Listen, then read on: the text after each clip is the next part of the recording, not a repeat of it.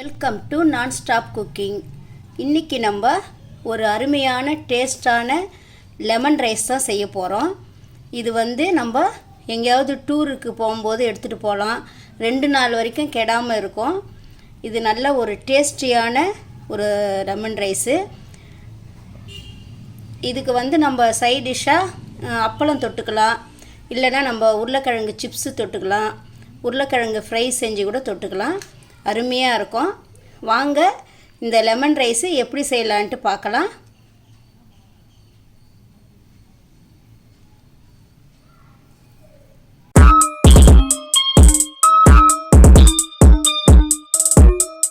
இப்போது lemon rice செய்கிறதுக்கு நான் ஒரு 2 டம்ளரு அரிசி போட்டு வடிச்சிருக்கேன். நல்லா உதிரி உதிரியாக வடிக்கணும் இதுக்கு லெமன் ரைஸுக்கு, அப்போ தான் நல்லாயிருக்கும்.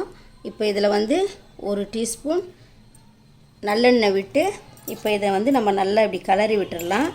அப்போ தான் சாதம் ஒன்றோட ஒன்று ஒட்டாமல் இருக்கும். இதை நல்லா இப்படி கிளறி விட்டுட்டு பாருங்கள், சாதம் எப்படி உதிரி உதிரியாக இருக்குது. இது போல் தான் இருக்கணும், கொஞ்சம் கூட குழையக்கூடாது. இது போல் இப்படி ஆற விட்டுட்டு இதுக்கு நான் 2 லெமன் எடுத்திருக்கேன். இந்த 2 கப்பு அரிசிக்கு இந்த 2 லெமன் சரியாக இருக்கும். வாங்க இதை எப்படி செய்யலான்ட்டு பார்க்கலாம். இப்போ நம்ம ஒரு பேன் வச்சுட்டு அதில் ஒரு 2 டீஸ்பூன் நல்லெண்ணெய் விட்டு இருக்கோம். அதில் ஒரு 50 கிராம் வேர்க்கடலை பருப்பு போட்டுடலாம். போட்டுட்டு இதை நல்லா வறுக்கணும். இந்த லெமன் ரைஸுக்கு வேர்க்கடலை போட்டால் தான் நல்லா டேஸ்ட்டாக இருக்கும். இது நல்லா பாதி வறுப்படட்டும். இப்போ இதில் ஒரு 10 முந்திரி பருப்பு இதிலே போட்டுடலாம். இதையும் இதோட கூட சேர்த்து நல்லா வறுக்கலாம்.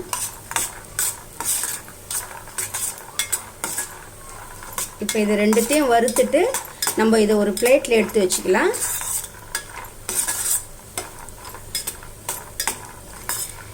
இது நல்லா பொன்னிறமாக வறுப்படணும்.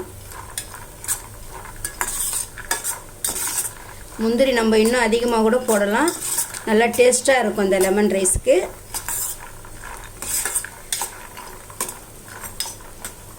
இப்போ இது 2ம் வறுப்பட்டுச்சு. இதை நம்ம ஒரு பிளேட்டில் எடுத்துடலாம். இப்போ இதில் நல்லெண்ணெய் நல்லா ஒரு 5 டீஸ்பூனுக்கு ஊற்றிக்கலாம். எண்ணெய் நல்லா தாராளமாக ஊற்றினா தான் இந்த ரைஸ் நல்லாயிருக்கும். நல்லெண்ணெயில் செஞ்சோம்னா டேஸ்ட்டாக இருக்கும். உங்களுக்கு வேணான்னா நீங்கள் நார்மலாக எந்த எண்ணெயில் செய்யனாலும் செஞ்சுக்கலாம். இப்போ இந்த எண்ணெய் காயட்டும். இப்போ எண்ணெய் காஞ்சிச்சு. இதில் நம்ம ஒரு டீஸ்பூன் கடுகு போட்டுடலாம்.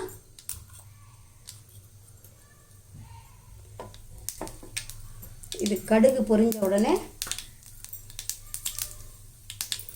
இதிலே உளுந்து ஒரு டேபிள் ஸ்பூன் அளவு போட்டுக்கலாம்.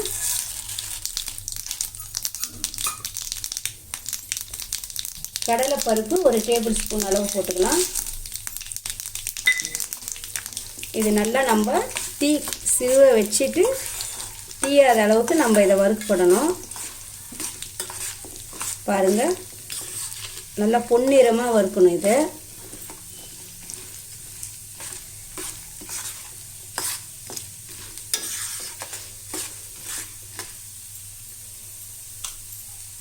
இப்போ இது நல்லா வறுபட்டுடுச்சு.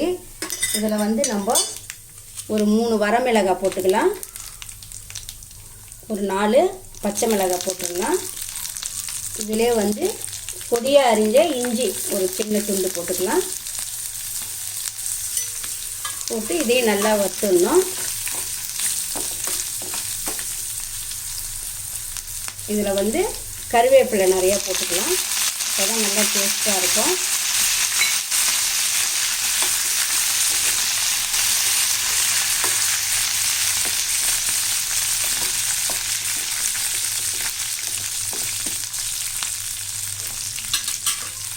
இப்போ இது நல்லா பொரிஞ்சிருச்சு. இதில் நம்ம மஞ்சள் பொடி ஒரு டீஸ்பூன் போட்டுக்கலாம்.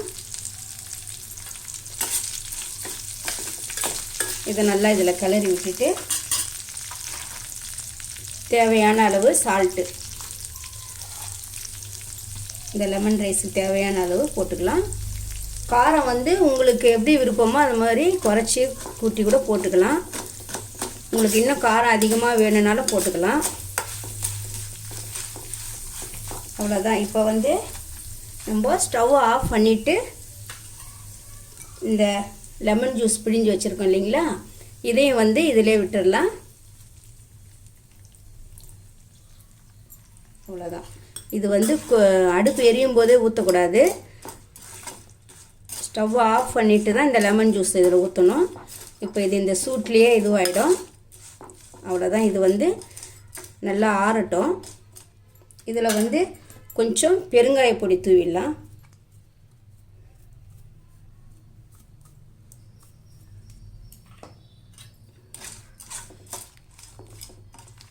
அவ்வளோதான். இது வந்து ஆறின பிறகு நம்ம சாதத்தில் போட்டு கிளறலாம். இப்போ வந்து நல்லா சாதம் நல்லா ஆற வச்சாச்சு. இதில் வந்து நம்ம இந்த வேர்க்கடலை முந்திரியெல்லாம் வறுத்து வச்சுருக்கோம் இல்லையா, இதை நல்லா அப்படியே மேலே தூவிடலாம்.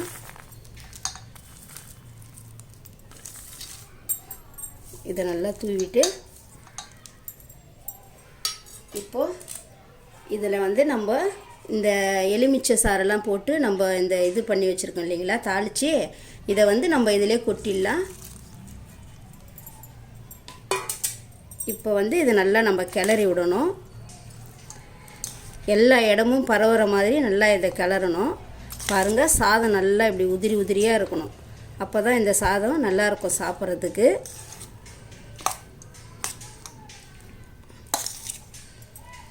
இதுக்கு நல்லா இந்த வேர்க்கடலை முந்திரி இதெல்லாம் போட்டால் தான் அதிகமாக நல்லா டேஸ்ட்டாக இருக்கும் இந்த லெமன் ரைஸுக்கு.